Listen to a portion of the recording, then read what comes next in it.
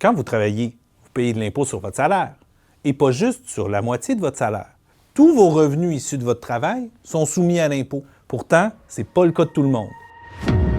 Pendant que les revenus provenant de votre travail sont entièrement touchés par le fisc, ceux provenant de la spéculation financière sont exemptés à moitié. C'est ce qu'on appelle l'inclusion partielle des gains en capital.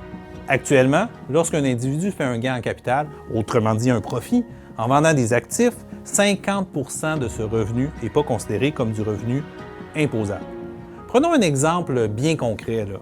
Un PDG qui réalise 1 million de gains en capital en vendant un stock d'actions, il va devoir payer de l'impôt sur 500 000 $ et il va mettre l'autre 500 000 directement dans ses poches. Cette mesure est hautement injuste parce qu'elle favorise bien évidemment une petite minorité qui tire ses revenus, non pas de son travail, mais de la spéculation. Abolir ça revient donc à mettre fin à un privilège qui favorise les plus riches. C'est une question de gros sous pour l'État.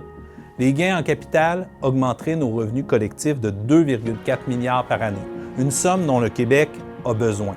En plus, cette mesure encourage le recours à tout plein de stratagèmes spéculatifs nocifs.